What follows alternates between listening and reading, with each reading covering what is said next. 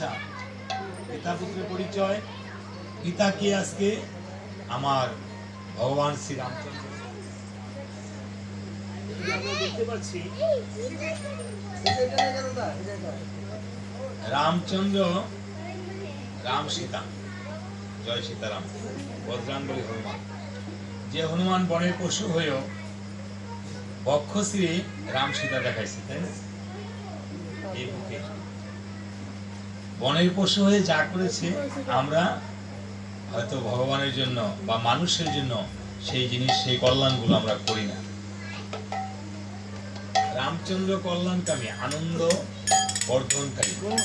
আমার প্রভু রামচন্দ্র হলো জগৎ পিতা, আর আমরা সেই পিতার সাথে পরিচয় হলে আমাদের এই ভগবানের আসা যাওয়া লাগবে না। এটি পিতা পুত্র। বহিরঙ্গে আমরা অনেক কিছু বলি, যে লব কুশকে কুশ দিয়া বানাইছে, এরকম আমরা বলি। মূল রামায়ণে কিন্তু এমন নেই। আজকে এই দাদাদের যে অভিমতি, এই হবিগঞ্জে দাদার সাথে আমার কথা হয়েছে, যে মূল জিনিসে এই যে দাদা দাদা আসলে এসেন, হ্যাঁ, তো মূল জিনিস আমরা অনেক সময় জিনিসগুলো পড়ি না বা বিভিন্নভাবে পড়ি না। তো আমার যাক যেভাবে আমরা যাব, বহিরঙ্গে আমরা দেখছি যে লবকুশের সাথে প্রভু রামচন্দ্রের পরিচয় হয়েছে, কিন্তু আসলে অন্তরঙ্গে আমাদের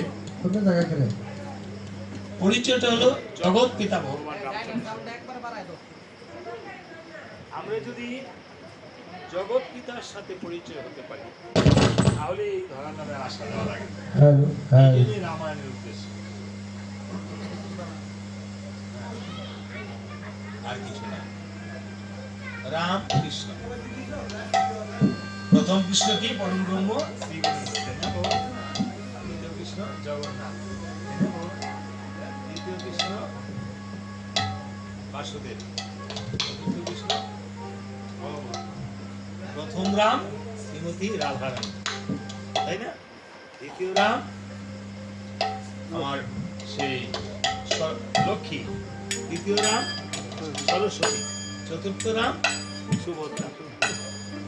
তাইলে এখানে প্রকৃতি আর পুরুষের লীলা। এই তো পুরুষকে আমার ভগবান, আর আমরা সবাই তাহার প্রকৃতি। আমাদের মাঝে আমরা বেড়ে যেত, মাটির মধ্যে আমরা বেড়ে যেত। এই মাটিটা প্রকৃতি, প্রকৃতি ছাড়া আমরা বেড়ে যেতে হতে পারি না। সেই আমি আমার উস্তাদ আমাকে যেভাবে শিখিয়েছে, আমি সেভাবে করার চেষ্টা করব। আমরা পিতা পুত্রের পরিচয় বলাটা যুদ্ধ ছাড়া করি। হ্যাঁ, এখানে অশ্বমেধ যজ্ঞ হয় সর্বশেষ। হ্যাঁ, লব কুশকে আনা হয়, বাল্মীকি মণি আনে, এবং এটা সারা যুদ্ধ ছাড়া করতে অনেক সময় চলে যায়। তো আমরা তো যতক্ষণ আপনারা থাকেন করতে চেষ্টা করব। আর বিরতি দিব দাদা, গানে কি কোনো বিরতি দিব না? আমার ইচ্ছা নাই, বাড়িওয়ালা গৃহকর্তার ইচ্ছা, বিরতি লাগবে না। তাহলে ধরেন এখন তো যদি না আপনাদের ইচ্ছা থাকে যে ভক্তবৃন্দের জন্য একটু এই সেবা করানোর ইচ্ছা থাকে, তাই না? আমরা একটা নিয়ে শেষ করে দিই। এই যে শাহবাজপুর দিকপুর আসছি, তারপরে কদিন আগে সরাইল আসলাম, তারপরে আপনার কি বলে আসলাম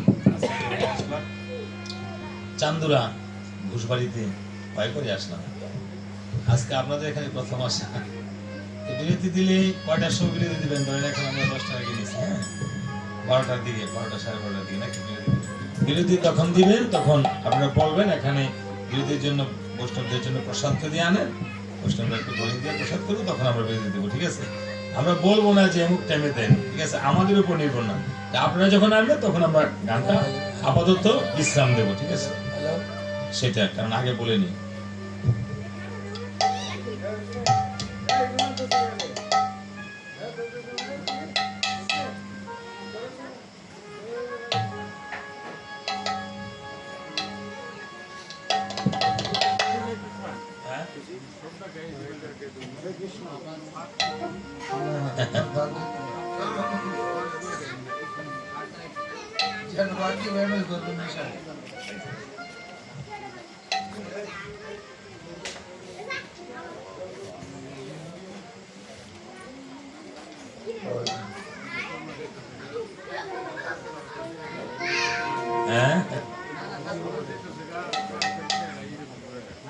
না না, আপনারা যতক্ষণ থাকেন আর যদি কোনো কিছু বাদ পড়ে সেটা বলবেন। বাদ করলে বাদ, আমি কেন বাবা, আমি তো কোনো কীর্তনিয়া নই। অনেক ভালো ভালো কীর্তনিয়ারই হয়তো রামায়ণের সকল কিছু শেষ করে বলে যাইতে পারবে, এটা আপনারাও নিজেরা জানেন, তাই না? সার সংক্ষেপ, রামায়ণ এমন একটি জিনিস, এটা তো মহাকাব্য। মহাকাব্য যে রামায়ণটা এখন আপনার সৌদি আরবে পাঠ্যপুস্তকে পড়ায়, যে রামায়ণ ইন্দোনেশিয়া পাঠ্যপুস্তকে পড়ায়, মরিশাস পাঠ্যপুস্তকে পড়ায়, রাশিয়া পাঠ্যপুস্তকে পড়ায়, যেভাবেই পড়াক, কাহিনী হিসেবে পড়াক, তাই না, পড়ায়। আর আমরা আমাদের সন্তানদেরকে অনেক সময় এটা বলি না যে এটা এইভাবে, এই কাহিনীটা এই জন্য এইভাবে এই হয়েছে, তাই না? আমাদের সন্তানদেরকে আমরা অনেক সময় রামনাম কীর্তনে বা মহাভারতের সেই শিক্ষাগুলো, অথচ এই আমরা রামায়ণ, ছোটদের মহাভারত,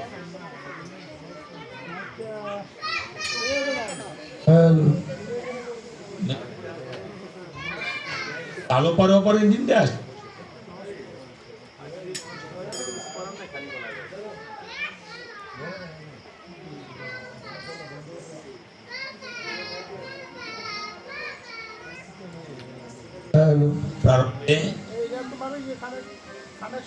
যারা আপনারা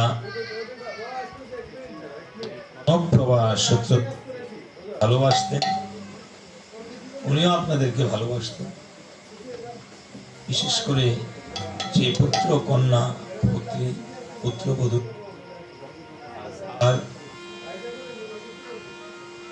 পুত্রবধূরা সবচেয়ে বেশি কষ্ট পেয়েছে।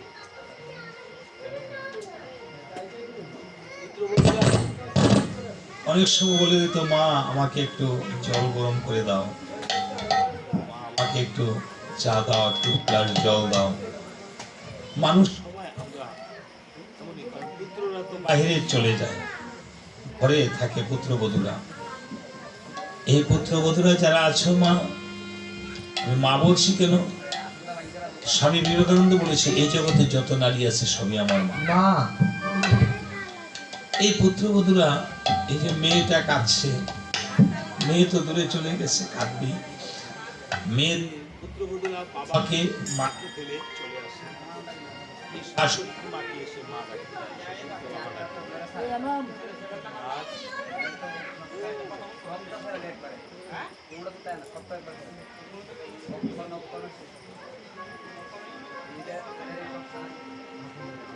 এই পুত্রবধূ, আচ্ছা খালি করে পুত্রবধূ, পুত্র কন্যা আপনারা যারা যারা আছেন এবং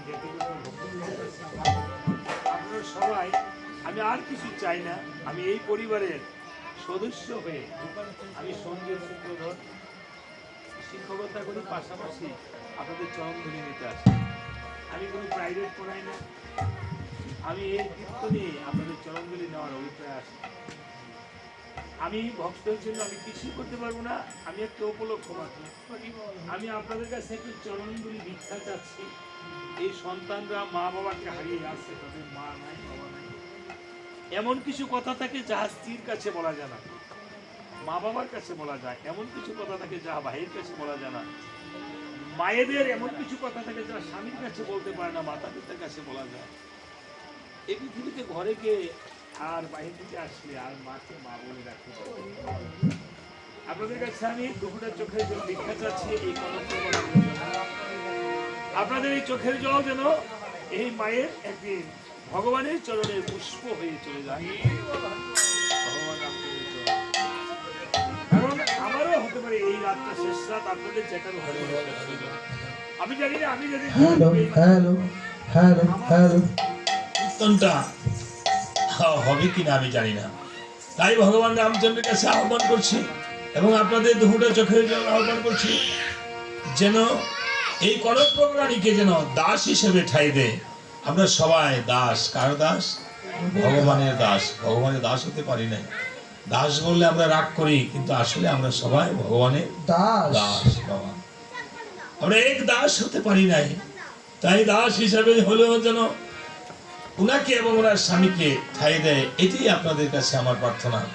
দুপুরে চোখে জল ফেলে, ওই প্রভু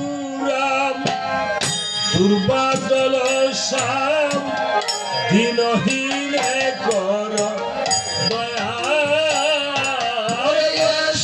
প্রভু রাম দুর্বাদল শ্যাম দিনহীনে কর দয়া প্রভু রাম দুর্বাদল শ্যাম কোন প্রভাকে কর দয়া প্রভু রাম দুর্বাদল শ্যাম কোন প্রভাকে কর দয়া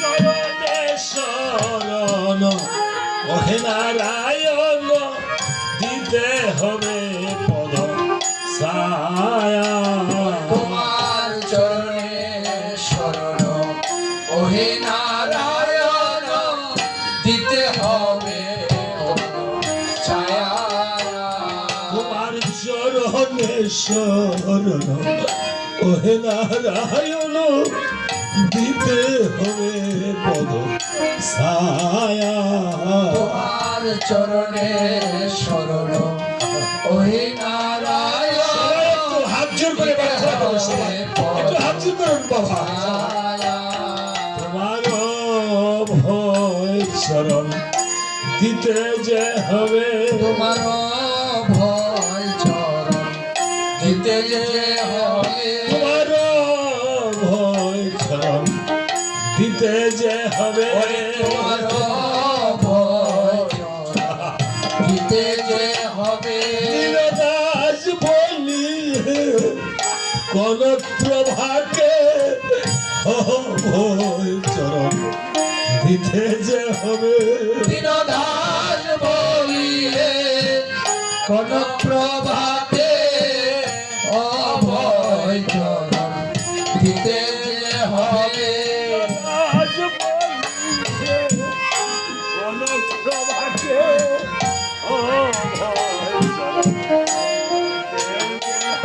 দীনদাস বলিলে কোন প্রভাতে অভয় চরণ দিতে যে হবে আমি শুনেছি পুরাণে রাম নামের গুণে কাস্তের তরি হলো সোনা শুনেছি রাধে রাম নামের গুণে কাষ্টের তরি হলো সোনা আমি শুনেছি পুরাণে রাম নামের গুণে কাস্তের তরি হলো সোনা আমি শুনেছি রাধে রাম নামের গুণে কাষ্টের তরি হলো সোনা সে যে পাশারিয়া ছিল মানবী হইল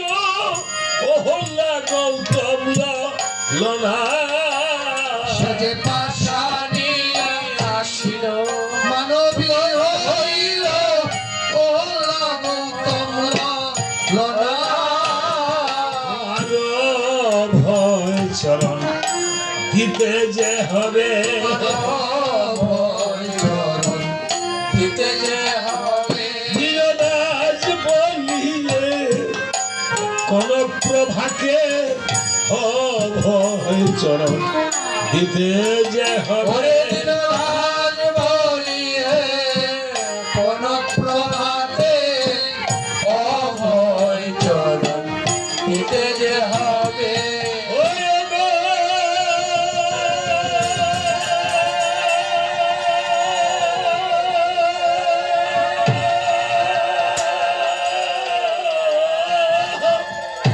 পৃথিবী বাসবন মৃত্যুর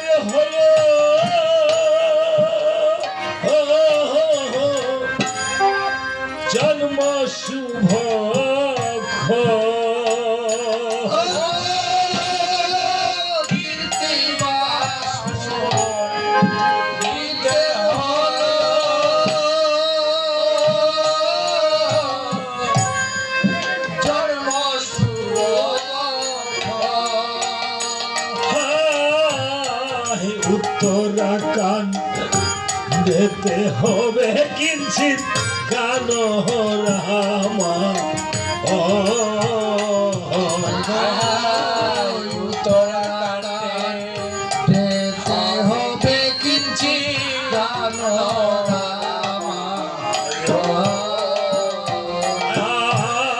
সভা করে বসে আছেন রাম নারায়ণ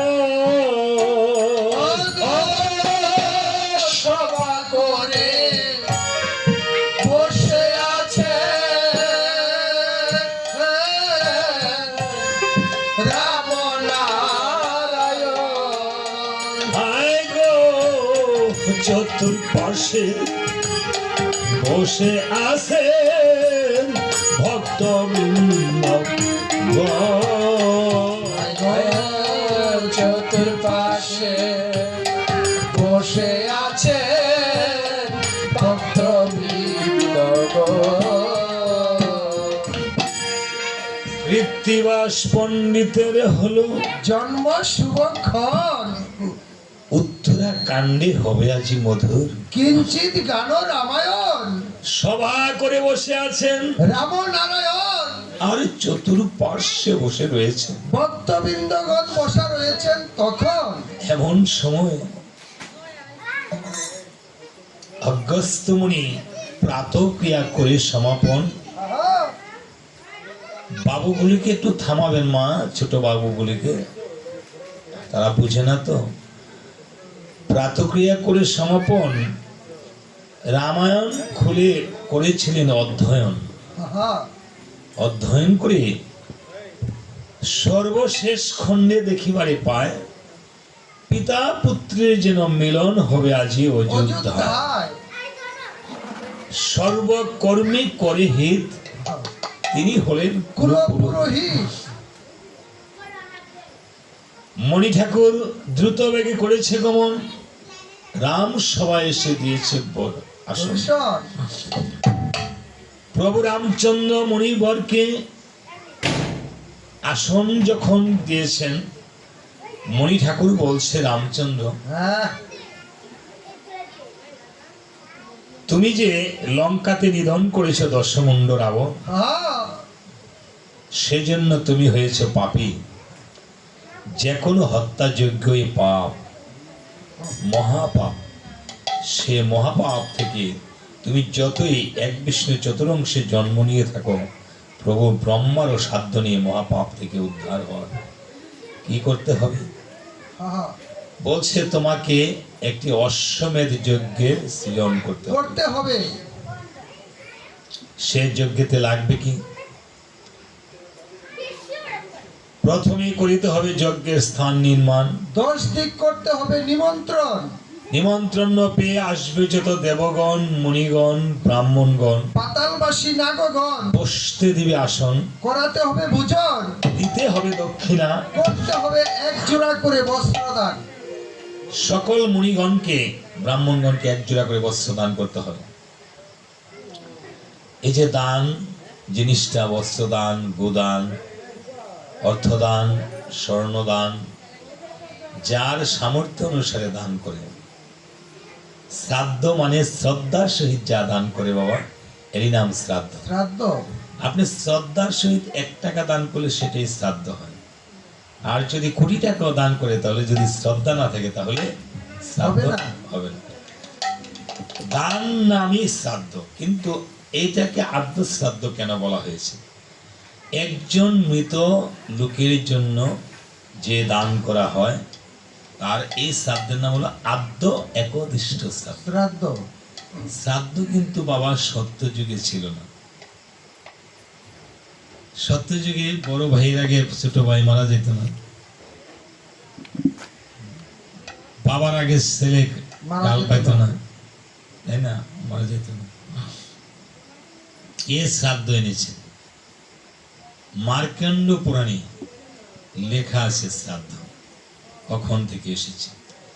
দত্তাত্রেয় মুনির পুত্র নিমি এই শ্রাদ্ধের প্রবর্তক। নিমির পুত্র যখন কাল পেল, অর্থাৎ মারা গেল। কাল পাওয়া বুঝেন তো, বলে না তোমার গুরুদেব কি আছেন না কাল পেয়েছে, মানে মৃত্যুবরণকে বৈষ্ণবীয় ভাষায় কাল বলা হয়। এখানে বৈষ্ণব আছেন, হয়তো অনেকে বৈষ্ণব নামে এই নাম যারা পেয়েছেন, অনেকে হয়তো বুঝে না অনেক ভাষাগুলো।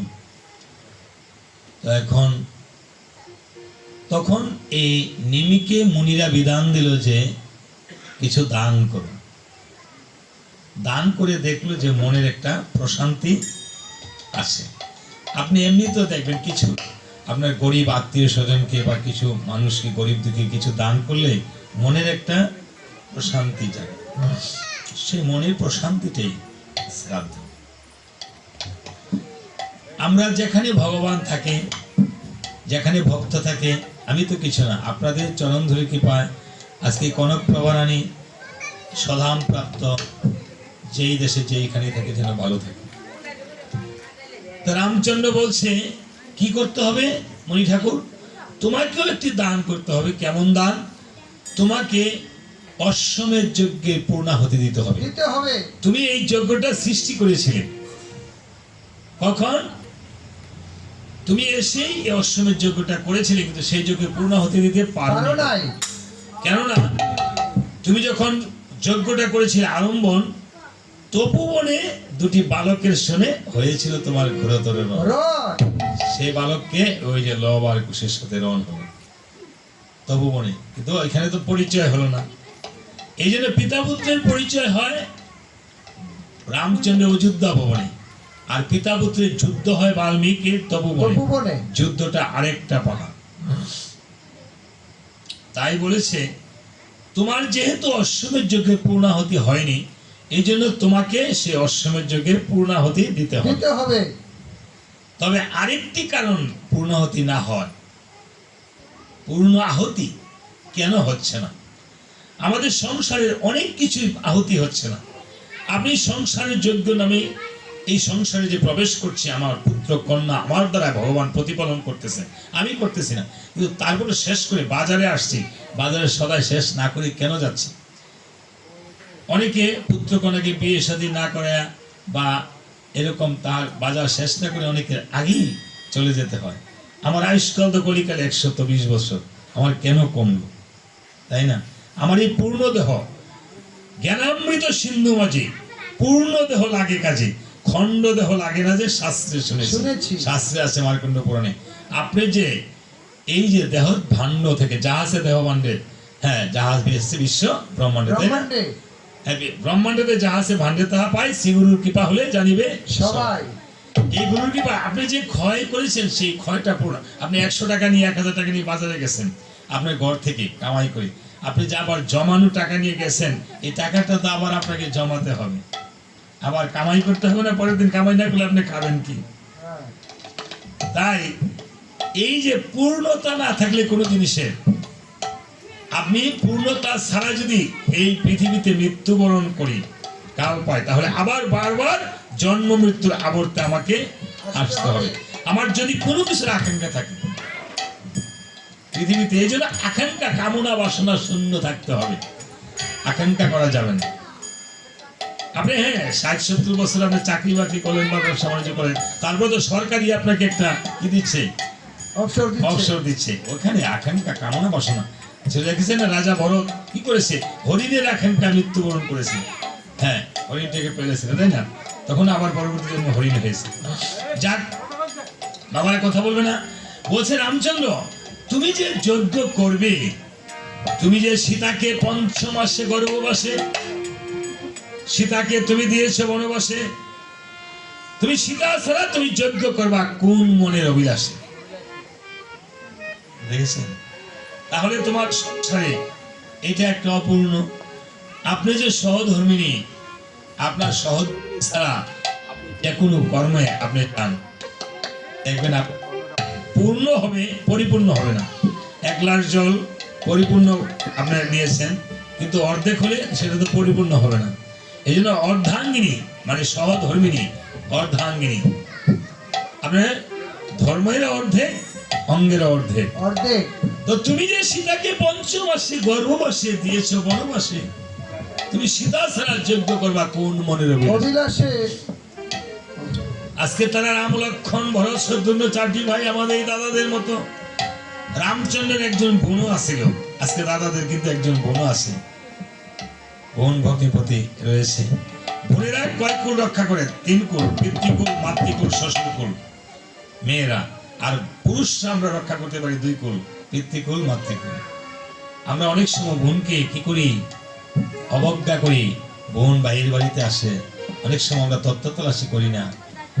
কিন্তু বোনটাই সংসারের লক্ষ্মী, এই মেয়েটাই লক্ষ্মী। কেন? আমাদের এই সনাতন ধর্মে মেয়েরা কিছু না পেয়ে শুধু পিতামাতার আশীর্বাদটা নিয়ে যখন হয় বিয়ে, তখন বাড়ি ছেড়ে স্বামীর গৃহে চলে যায়। সন্তানরা পিতামাতাকে মামলা ঠুকে দেয় যদি সম্পত্তি না দেয়, ভাই ভাই হয়ে ভাইয়ের সাথে মামলা করে, কিন্তু বোনেরা কোনোদিন সম্পত্তির ভাগ নিতে আসে না। এর চেয়ে মহালক্ষ্মী কি আর এই জগতে আছে বাবা? সেই ভাইয়ের বাড়িতে যদি ভাই আসে, বোন আসে, ভাই ভাই ঝগড়া করে, কিন্তু বোন একবেলা না খাওয়ালো না দেখলো, বোনে ভাইকে কোনোদিন অভিসম্পাদ করে না। এই জন্য এই পৃথিবীতে বোনকে কখনো অবজ্ঞা করবেন না, ভাইকে ওরা এই ভাই ছাড়া। দেখেন রামায়ণ থেকে শিক্ষা জিনিসগুলো কেমন। লক্ষণ ভাইয়ের প্রতি অনুরাগ হয়ে বনে চলে গেছে, জানে বনে মৃত্যু হতে পারে। এই ভাইয়ের প্রতি কি ভালোবাসা, কি ভ্রাতৃপ্রেম। আবার ভরত বলেছে, ঠাকুর দাদা যদি 14 বছরের পরে আরেকটা দিন থাকো তাহলে সে আমার মরা মুখ দেখবে। কেমন ভ্রাতৃপ্রেম! আমার প্রভু রামচন্দ্রের খরম পাদুকা সিংহাসনে রেখে রাজ্য পরিচালনা করেছে। এই প্রেমগুলো শিখতে পারলেই তো হয়। আপনার ধর্মটা আমরা বাদই দিলাম। আবার কেমন পতিপ্রেম, পতিকে ভালোবেসে মা সীতা আমার প্রভুর সাথে চলে গেছে বনে, কেমন পতিপ্রেম। আবার কেমন পিতৃপ্রেম, আমার প্রভু রামচন্দ্রের কোনো অন্যায় ছিল যে রাজ্য পাবে না, কিন্তু তারপরও দশরথ, আমার পিতা দশরথ কি করেছে? উনি কথা দিয়েছে ওনার সহধর্মিণীকে, রানীকে, ওনার কথায় রামচন্দ্র বনে যেতে হলো, কিন্তু তারপরও পিতৃসত্য পালনের জন্য আমার প্রভু রামচন্দ্র বনে চলে গেল। এমন পিতার প্রতি ভালোবাসা, পিতৃপ্রেম আমাদের জগতে কি আছে? আমাদের সংসারে যদি এই প্রেমগুলি থাকে, ভ্রাতৃপ্রেম, মাতৃপ্রেম, পিতৃপ্রেম, তাহলে এই সংসার একদিন নিতাই গৌর হরিবল বলতে বলতে আনন্দ মুখরিত হবে। আমি দাদাদের জন্য আশীর্বাদ প্রার্থনা করছি। দাদাদের মধ্যে অনেক প্রেম আছে, তারপরেও তারা যেন ভাইয়ে বোনি, এবং যারা যারা মিলেমিশে সংসারটাকে সুখময় করতে পারে, তাদের জন্য সবাই একবার জয় হৃদয় গৌর হরিবল বলতে বলতে একটা জয় ধ্বনি, একটা হলুদ ধ্বনি করেন সবাই।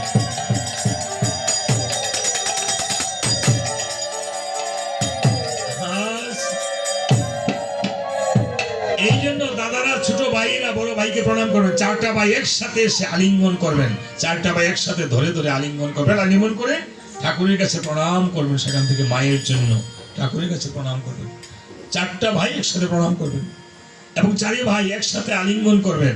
ছোট ভাইরা বড় ভাইকে প্রণাম করবেন, ছোট জায়েরা বড় যাকে আজকে প্রণাম করবেন, ছোটরা বড়কে প্রণাম করবেন। কারণ প্রণাম উঠে গিয়েছে, আমরা অনেক কিছু হয়ে গেছি, শুধু মন্দিরের পাশ দিয়ে চলে যাই, এইভাবে প্রণাম করে চলে যাই। তাই আজকে দেখেন এই ভাইরা এই ভাইদের জন্য আশীর্বাদ করবেন। রাম লক্ষণ বড় শত্রুর মতো আমার প্রভু রামচন্দ্র লক্ষণকে বলছে, ভাইরে লক্ষণ, বড় শত্রুঘ্ন, তুই যে আমাদের জন্য কত কিছু করেছিস, আজকে আমার সীতা নাই, তোর ঋণ কোনোদিন শোধ করতে পারবো না ভাই। এই ত্রেতা যুগে তোর ঋণ আমি দাপর যুগে শোধ করবো রে ভাই। দাপর যুগে তুই হয়ে যাবে আমার বড় ভাই বলরাম, আমি হয়ে যাবো শ্রীকৃষ্ণ। আসেন দাদারা, ঠাকুরের কাছে এসে একটু ভক্তি করেন মায়ের জন্য, ঠাকুরের কাছে ভক্তি করেন। এই দিন আর পাবেন না। তাই রামচন্দ্র কেঁদে কেঁদে বলছে, এমন ভাই রে মতন ভাই কয়জন আছে, ভাইয়ের মতন ভাই কয়জন আছে, ভাইয়ের মতন ভাই কয়জন আছে। ভাইয়ের মতন যায়রা আসেন, এসে আসলে প্রণাম করেন শাশুড়ি মায়ের কাছে।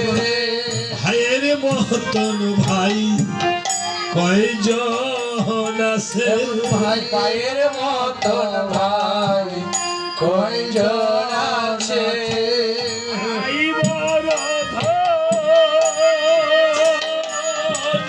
রক্তে বাঁধন, ভাইয়ের মতন ভাই কয়জন আছে। ভাই বড়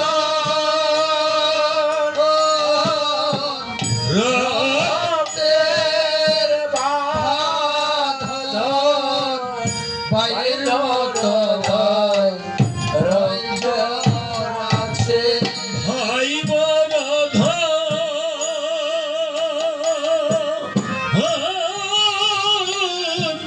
রক্তে বাঁধন, ভাইয়ের মতন ভাই কয়জন আছে ভাই বড় যার ভাই নেই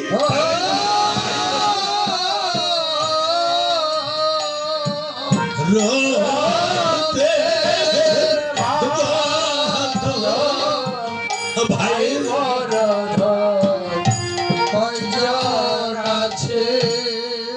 আজকে বলছে ওরে ভাই রে কিভাবে আমরা যজ্ঞ করবো রে ভাই আমাদের পিতা দশরথ যে চলে গিয়েছে আমাদের মাও চলে গিয়েছে যাচ্ছে আমাদের মা আমাদের সাথে শত্রুতা করে করেছে কি আমার যে যজ্ঞ পূর্ণ হবে না সীতা নাই সীতা সীতা সীতা বলে জুড়েছে ক্রন্দন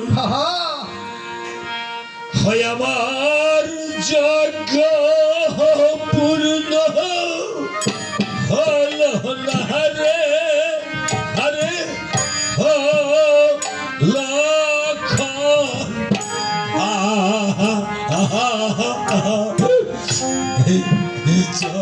জনগণ সীতায় আমার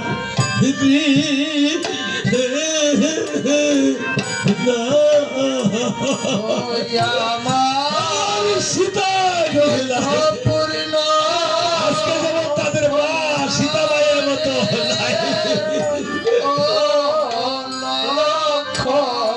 ঠাকুরকে যার যার মাতা পিতার জন্য ঠাকুরের কাছে প্রণাম করুন কাঁদুন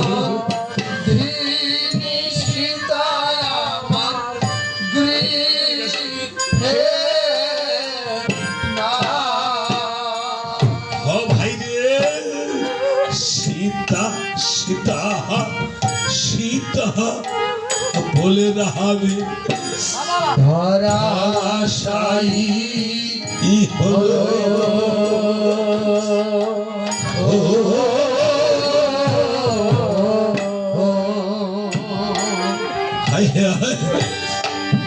ভাই ভাই ভাই বলে লক্ষণ মাথাতে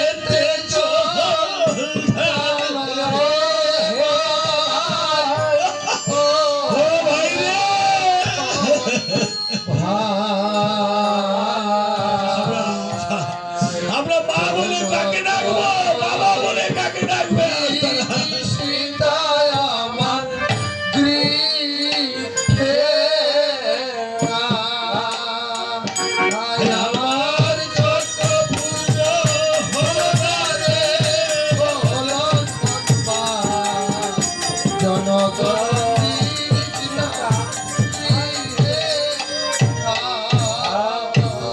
আজকে লক্ষণ ভরত শত্রুঘ্ন চারটি ভাই যেমন আজকে তারা পা বলে আর ডাকতে পারবে না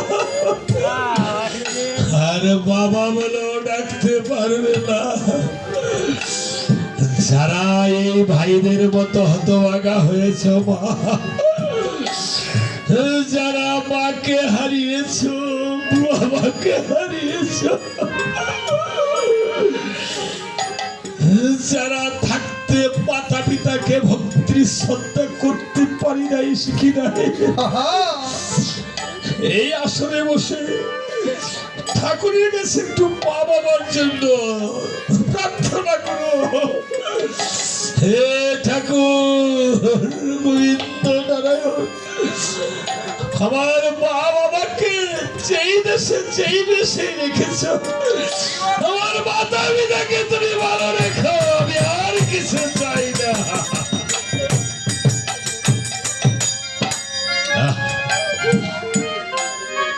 আপনি জানেন, মায়ের চরণে বাবার চরণে প্রণাম করি, বলে ভালো থাকিস, সাবধানে যাস, খেয়াল মতো চলিস।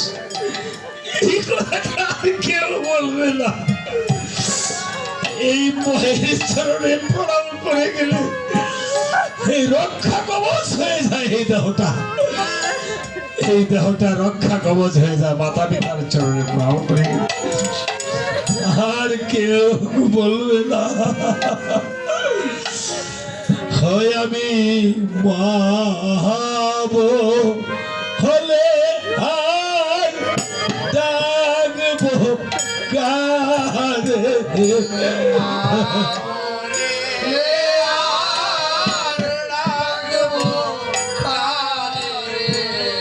মাবো হলে আর ডাকবো কারে।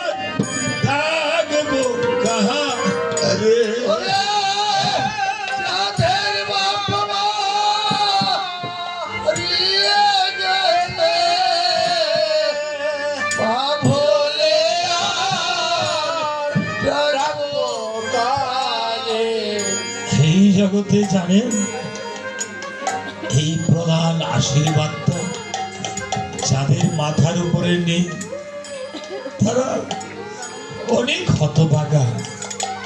অনেক বট বৃক্ষের নিচে গেলে যেমন কিছু ছায়া পাওয়া যায়, যত গরমই হোক মা বাবার কাছে গেলে সেই কিছু না কিছু ছায়া মায়া পাওয়া যায় গো মা, পাওয়া যায় না? তাই বলেছে বিদেশে আগে যদি গো সন্তান মারা হাজার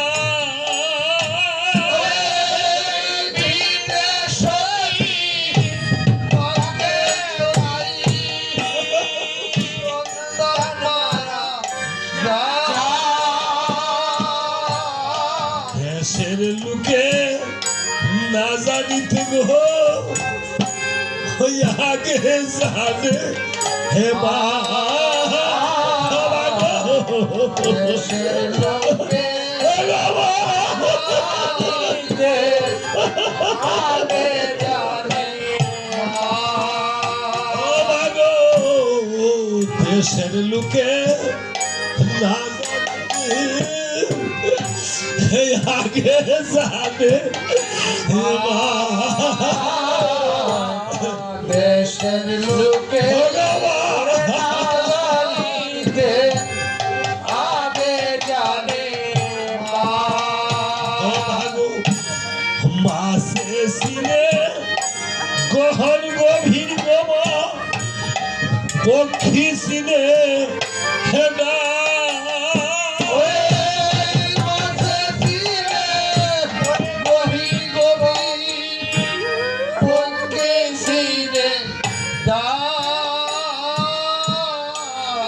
মায়ের জানে সব ধানের ব্যথা যার গর্ভে মাজানে সন্তানের বেলা যার গর্ভে চিরা বলো হামুরি বলো হাতের সমান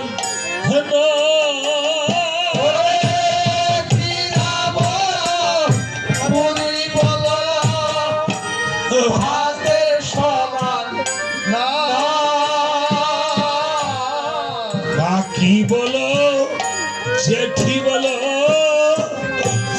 মায়ের সমান না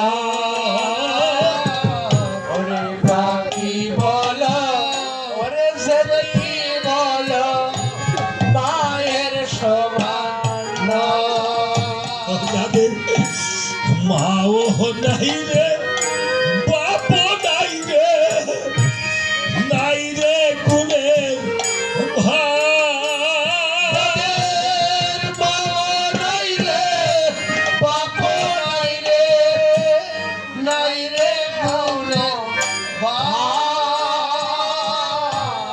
পুরা কপাল নিয়ে তারা কার কাছে দাঁড়া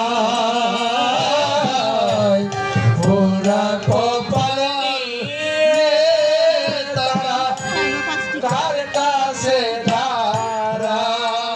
এইভাবে মার মতো নাহার দরদি নাই রে মার মতো ধরনি নাই রে মার মতো নাহার দরদি নাই রে মার মতো ধরনি নাই রে বাবার মতো নাহার বন্ধু নাই রে মার মতো নাহার দরদি নাই রে বাবার মতো বন্ধু নাই রে মায়ের মতো ধরনি নাই রে কত কিছু তুচ্ছ করে নিজের আরামকে হারাম করে যে মা নিজের স্তনদগ্ধ অমৃত সুধা স্বরূপ পান করিয়ে সন্তানকে প্রতিপালন করেছে, এই মাতা পিতাকে ঋণ তো কোনোদিন শোধ করতে পারবে না, পারবো না কিন্তু কি করতে পেরেছি। যদি কেউ, আমি প্রত্যেকটি আসরে মাতা পিতাকে অন্তত ভজনা করার কথা বলি, যদি কেউ মাতা পিতাকে ভজনা করে তাহলে আর কোনো কিছু লাগে না। তাই বিনা স্বার্থে যদি কেউ ভালোবেসে থাকে সেটা এই মা আর আরেকজন বাবা। এছাড়া আর যদি কেউ বিনা স্বার্থে আপনাকে ভালোবাসে সে হলো আপনার প্রিয় সঙ্গী, প্রিয় ভাই, প্রিয় বোন বা প্রিয় গুরুদেব হতে পারে, এছাড়া আর কেউ না। তাই আমি যারা মাকে বাবাকে ভালোবাসে আমি বলি তোমরা আমার গান শোনো, আরেকটি গান মনে পড়েছে। ওরে বিনা স্বার্থে বন্ধু বান্ধব কাছে আসে না, স্বার্থ সারা দুনিয়ায় কেউ ভালোবাসে না, স্বার্থ সারা ভালোবাসে শুধু আমার মা, স্বার্থ সারা ভালোবাসে শুধু আমার মা।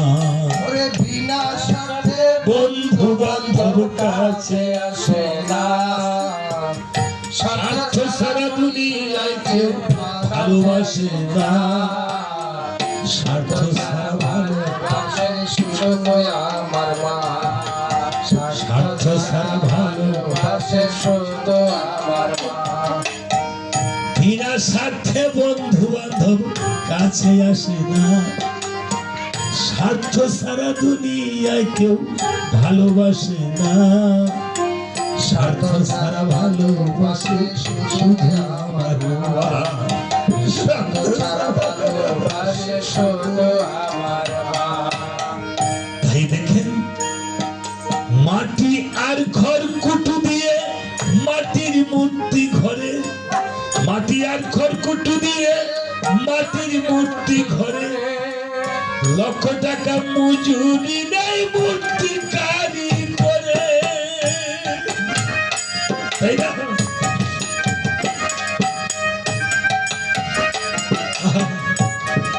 মা কি করেছে?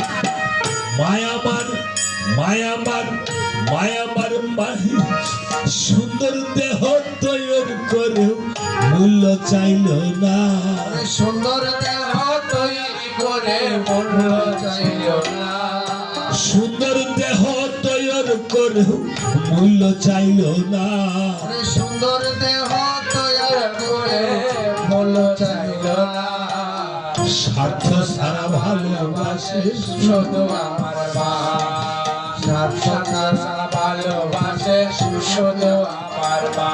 দেখেন, নকুল কুমার গানে বলেছেন এত সুন্দর করে, সাধকের জীবন কাটায় তাহার নিজের মুক্তির সাধনায়, আর মায়ের জীবন বাবার জীবন কাটে সন্তানের মঙ্গল কামনায়, তাই না?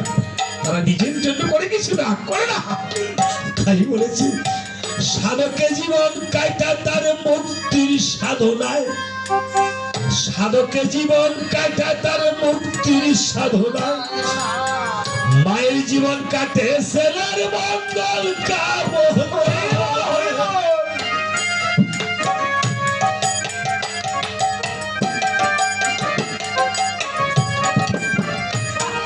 সাধকের জীবন কাটে তার মুক্তির সাধনায়, সাধকের জীবন কাটায় তার মুক্তির সাধনায়, মায়ের জীবন কাটে সন্তানের মঙ্গল কামনায়। নকুল বলে মা ছাড়ায়া আপন কেহ নাই, ওরে নকুল বলে মা ছাড়া আর আপন কেহ নাই, নকুল বলে মা ছাড়ায়া আপন কেহ নাই, ওরে নকুল বলে মা ছাড়া আর আপন কেহ নাই, স্বার্থ ছাড়া ভালোবাসে শুধু আমার মা, স্বার্থ ছাড়া ভালোবাসে শুধু আমার মা। বিনা স্বার্থে বন্ধু বান্ধব কাছে আসে না, স্বার্থ ছাড়া দুনিয়ায় কেউ ভালোবাসে না, স্বার্থ ছাড়া ভালোবাসে। শুধু আমার মা, স্বার্থ ছাড়া আমার কি বলেছে? শুধু আমার মা। মাকে ভালোবাসো না, বাবাকে ভালোবাসো না যারা, তারাই আমার গান শোনো না, তারা মাকে ভালোবাসে এই ছোট ছোট মামনিরা ছেলে মেয়েরা যারা শোনো, আমি তাদের উদ্দেশ্যে বলছি, রামায়ণে যারা মাকে ভালোবাসো না, বাবাকে ভালোবাসো না, তারাই আমার গান শোনো না, যারা মাকে ভালোবাসো না, বাবাকে ভালোবাসো না, তারাই আমার গান একটু বাড়াও। যারা মাকে অবহেলা করো, যারা বাবাকে অবহেলা করো, তাদের কষ্ট বুঝো না, তারাই আমার গান শোনো না, যারা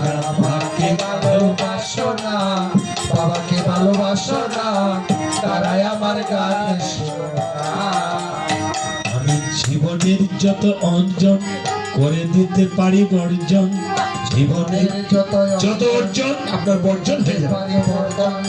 যদি যদি না পাই আমার মাকে, যদি না পাই আমার বাবাকে, যারা মাকে ভালোবাসো না, বাবাকে ভালোবাসো না, তারাই আমার গান শুনো না।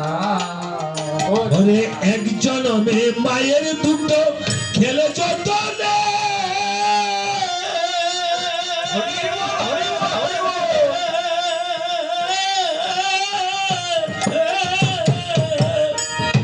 শত জনম কষ্ট করেও সুধ হবে না রে।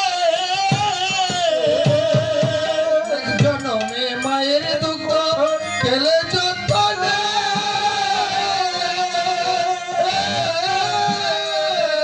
সারা জনম কষ্ট করলেও শুধু হবে না রে।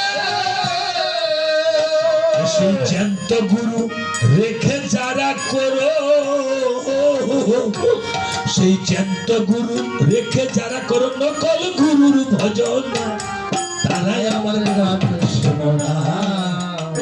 যারা মাকে ভালোবাসো না, বাবাকে ভালোবাসো না, তারাই আমার গান শোনো না। যারা মাকে অবহেলা করো, যারা বাবাকে অবহেলা করো, তাদের কষ্ট বুঝো না, তারাই আমার গান শোনো না। ও যারা মাকে ভালোবাসো না, বাবাকে ভালোবাসো না, তারাই আমার গান শোনো না। আজ আবেগে ঢুকে গেলাম বাবা অনেক কিছুর মধ্যে। আরে বাবা, রামায়ণ তো সবাই জানে। আমার রামায়ণ শুনে যদি আমার মতো দু একজন কুলাঙ্গার মাতা পিতার প্রতি ভক্তি জন্মে, তাহলে হয়তো আমার একদিন রামায়ণের সার্থকতা হবে। আমি একদিন থাকবো না। আমার ইউটিউব চ্যানেল আছে, দেখবেন, শুনবেন। আর অনেক ভালো ভালো কীর্তনী আছে। এর মাঝে আমি একটু মাতা পিতার কথাগুলো তুলে ধরতে বেশি চেষ্টা করি। আসরটাই তো মাতা পিতা। আমার এই মাতা পিতাকে বুঝলেই তো আমি পরম পিতা ভগবান রামচন্দ্র এবং পরম সীতাকে পেয়ে যাব। কারণ ওরা আমার সেই মাতা পিতার মাধ্যমেই এনেছে। এবার ভগবান রামচন্দ্র যখন কাছে, তখন বিশ্বকর্মা দেবশিল্পী মায়াতে একখানা স্বর্ণ সীতা নির্মাণ করে দিয়েছেন। মায়া সীতা কি দিয়ে? সোনা দিয়ে। দেখেছেন? তাহলে পৃথিবীর মাঝে কি সোনা হলো মায়া। মায়া দেখবেন সেই মায়ার প্রতি আমরা তুষ্ট বেশি, তাই না? রুষ্ট হলো নাম, তুষ্ট হলো সোনা, তাই না? দেখেছেন? মৃত্যুর কথা শুনতে পারি না। রামকে উল্টাই বললো তো মরা হয়। আরে রত্নাকর মরাবো না বললেই তো উদ্ধার হয়ে গেছে, সেটা আমরা বলি না। আমরা কত কিছুর প্রতি আসক্তি। দেখেছেন কীর্তনের নকলের কারখানা, বলবো না বাবা। এই নখ কি বিষাক্ত না? নখ দিয়ে চুলকালে, আশ্রালে, এই নখে বড় বড় নখ রেখে, হ্যাঁ, নেল পালিশ দিয়ে দেখবেন কীর্তন চলছে। খেয়াল করেছেন? এই চুল যদি খাবারে পড়ে বা নখ চুবানো জল আমরা সেবা করি, চুল ভেজানো জল বা চুল পড়লে খাবারের সেবা করি, এই চুলের কালার করে কীর্তন হচ্ছে। অধিবাস কীর্তন করতে আসছি ওই যে সিলেট সিলেট নাই, হবিগঞ্জ লাখাই, কৃষ্ণপুর একটা গ্রামে গেছি। ওই যে কি জানি নাসিরনগর দাজে গেলাম, দেখছে না মা যে আমার অদ্বৈত প্রভুর দাড়ি লাল করে দিছে। হ্যাঁ, অদ্বৈত প্রভুর বাড়িতে তো আপনারা যান, তাই না? দেখেছেন তো অদ্বৈত প্রভুর মূর্তি দাড়িটা কি লাল থাকে? সাদা। যার যেটা করা সেটাই তো উচিত নাকি? আরে বাবা, যেখানে যেটা সেটা তো লাগবে। পুলিশ যখন তার ওসিকে সালাম দিবে, আদাব দিবে, নমস্কার দিবে না স্যালুট দিবে? এইভাবে স্যালুট দিবে। সে যদি সালাম দেয় তাহলে হবে? জায়গা মতো দিতে হইব। কয়টা লাল করে দিয়েছে, কয়টা রং মেহেন্দি লাগাইছে। আমরা নকলের ছড়াছড়ি দেখবেন এই কীর্তনের পোশাক, আমি তো সাদা ড্রেস পরছি, দেখবেন এটার মধ্যে কত রং বেরঙের ড্রেস আছে এখন। চমক। চমক, চমকের দুনিয়া। যাক চলছে বলছে এইভাবে ভগবান রামচন্দ্র স্বর্ণ সীতা পেয়ে হ্যাঁ, আসল সীতাকে ভুলে বলে গিয়েছে। গেছে, কারণ লীলা এটাই তো লীলা, লীলা দেখাইছে জগৎ লীলা। এবার বলছে যাও সুমন্ত্র নিমন্ত্রণ করে আসো চলে আসো। আমার অশ্বমের যজ্ঞে। হ্যাঁ, দেবগণ, মণিগণ, ব্রাহ্মণগণ, পাতালবাসী নাগগণ ভগবান। সবাইকে করে আসো নিমন্ত্রণ। সুমন্ত্র নিমন্ত্রণে চলছে। কিভাবে? আর এদিকে জনমদুখিনী সীতা লব আর কুশকে নিয়ে দেখেন, একদিকে রামচন্দ্র রাজত্ব করছে আর সীতা দেবী কি করছে, লব আর কুশকে নিয়ে, দুটি পুত্রকে নিয়ে কোন রকম খেয়ে না খেয়ে গাছের বঙ্কল পরিধান করে, গাছের পাতা পরিধান করে বাল্মীক মুনির আশ্রমে কোন রকম দিনাতিপাত করছে। আজকে সীতা দেবীর কাছে লব আর কুশ গিয়ে চরণে প্রণাম করে বলছে, মা মাগো, আমাদের বুঝি কোনোদিন এই পিতার সাথে আর দেখা হবে না। মা, আজকে জন্মের পর থেকে কতগুলো বছর হলো, একদিনও আমার বাবাকে বলল না বাবা কোথায় থাকে। মাগো, তুমি তো বলেছো আমাদের পিতার নাম রাম, কিন্তু কোথায়? বাল্মীক মুনি রামায়ণ করে জানতে পারলাম যে অযোধ্যার রাজা নাকি রাম। তবে মা, তোমার এই হাতের শাখা মাথের সিঁদুর প্রমাণ করে আমাদের পিতা বেঁচে আছে। মাগো বলো, কত সন্তানের পিতারা সন্তানকে কুলে তুলে আদর করে চুমু খায়, এটা সেটা কিনে দেয়, আমাদের পিতা কবে আসবে মা বলো? এই বলে আমাদের বাবার ছবিটা যদি মাটিতে এঁকে দেখাতে, তাহলে আমাদের বাবা কোথায় থাকে এই বিশ্ব ব্রহ্মাণ্ডে, অনন্ত করে বিশ্ব ব্রহ্মাণ্ডে বাবাকে দিয়ে এনে বাবার কুলেতে গিয়ে উঠতাম। আমাদের পিতাকে কবে পাবো বলো না? কেঁদে কেঁদে বলছে, মাগো ও মাগো, এ জ্বালার সইকে মনে,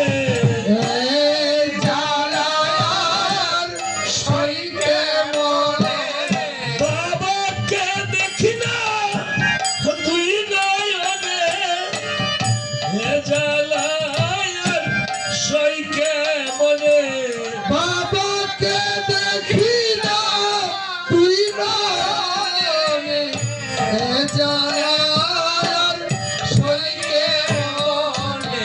আমাদের বাবা হাসিবে কবে, আমাদের বাবা আসবে কবে, এসে আমাদের কুলে নিবে বাবা, আমাদের বাবা হাসিবে কবে, এসে আমাদের কুলে নিবে, আমাদের বাবা আসবে কবে। এইভাবে পিতা পিতা বলে, বাবা বাবা বলে জুড়ে ছাড়তো না দ্রুতম। সীতা দেবী শুধু নয়নের জল ফেলছে আর বলছে, মা তোমাকে কি শুধু কান্নার মাটি দিয়ে বানিয়েছে, তুমি কি হাসতে জানো না কোনোদিন? যখন বাবার কথা জিজ্ঞাসা করি শুধু কাঁদো আর কাঁদো। এমন সময় বাল্মীক মুনি এসেছে। বাল্মীক মুনি তবুধন এসে বলছে, লব কুশ ভাইগণ, কেন তোদের মাকে কাঁদাচ্ছিস তোদের বাবার কথা বলে? বলে আরে আমি রামায়ণ কীর্তন লিখিতেছি, সেদিন তোদের পিতার সাথে পরিচয় করাতে হবে। আমি বাল্মীক মুনি তোদের পিতা পুত্রে মিলন করিয়ে দেব। মাকে যদি কাঁদাস তাহলে কোনোদিন কিন্তু ভালো হবে না। পারবি না। এই জগতে যত সন্তান মাকে যদি কোনোদিন কাঁদায়, তাহলে সে যত বড় অট্টালিকার মালিক হোক সুখী হতে পারে না। বাবা, আপনাদের চরণে কৃপায় অনেক ধনীর বাড়িতে, কোটিপতি না শিল্পপতির বাড়িতে কীর্তন করতে গিয়েছি, কিন্তু গিয়ে দেখলাম যে তারাও সুখী না, অনেক সুখী না। এই যে মাধবদী শিল্পপতির বাড়িতে, হ্যাঁ, কার্তিক দাসের বাড়িতে গিয়েছি, যার দ্বারা 2-3টা ব্যাংক চলে, হ্যাঁ, তারপরে সুখী না বড় এই পৃথিবীতে। কেন? সুখ জিনিসটা, সুখ পাখিটা ধরতে না পারলে সেটা সবার কাছে ধরা যায় না। তাই বাল্মিক মুনি বলছে লবকুশ হ্যাঁ ভাইগণ ওই তোদেরকে তবু মনটা একটু পাহারা দেওয়ার জন্য আমি যাচ্ছি হ্যাঁ হ্যাঁ হ্যাঁ লবকুশ কাউরে বানানো যাবো এই বাবারা এই তোমরা দুজন আসো তো বাবা আসো আসো আসো আসো হ্যাঁ তুমি আর এরে নিয়ে আসো আসো হ্যাঁ আসো আসো আসো হ্যাঁ এরে নিয়ে আসো এরে নিয়ে আসো জুতাটা খুলে আসো আসো আসো তাড়াতাড়ি আসো হ্যাঁ কোনোদিন তো ওনারটা নিয়ে আসি বুঝলেন না আজকে দুই লাখ টাকা দিতেছে হ্যাঁ আসো আসো বাবা আসো তাড়াতাড়ি এই বলে লব আর কুশকে বলছে লবকুশ ভাইগণ হ্যাঁ তোদের আমি একটু কিছু তপস্যার আমার বাকি আছে হ্যাঁ হ্যাঁ হ্যাঁ মৃত্যুর পূর্ব কিছু তপস্যা থাকে অবশ্য থাকে যেমন আমার মৃত্যুও ধরছে না অনেক হ্যাঁ হ্যাঁ মরুনে ধরছে বুঝলেন না এদিকে তপস্যা বাড়ছে এদিকে তপস্যা বাড়ছে দেখবেন যে মরার আগে একটু রাম নাম বেশি করে না আচ্ছা বাবা তোমরা কিছু ভয় করবে না হ্যাঁ তোমার কি লাগে আজকে যে গান করতেছি উনি কি লাগে হ্যাঁ কথা কইতে আচ্ছা বল হ্যাঁ কোন ক্লাসে পড়ো বাবা থ্রিতে আরে এলাদি কইতে হ্যাঁ তোমার বড় মা লাগে তোমার কি লাগে বড় মাই লাগে না আচ্ছা আচ্ছা দেখো তুমি কোন ক্লাসে পড়ো ফোরে কি লাগে তোমার ভয় পাবে না আচ্ছা যাক ভয় পাবে না আজকে তোমরা যে আসছে খুব সুন্দর না তা ভালো আছি তোমাদেরকে সাজানো হবে বড় লাগে না মায়ের মতো ঠিক আছে তোমরা ভয় পাবে না যে মায়ের সন্তান তাদের জন্য আশীর্বাদ করবে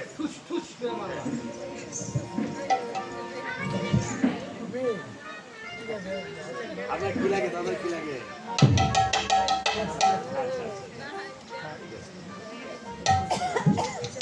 আর আরো সাহসী কেউ আছে আর কেউ আসবে এই তুমি আসো তো আর তুমি আসো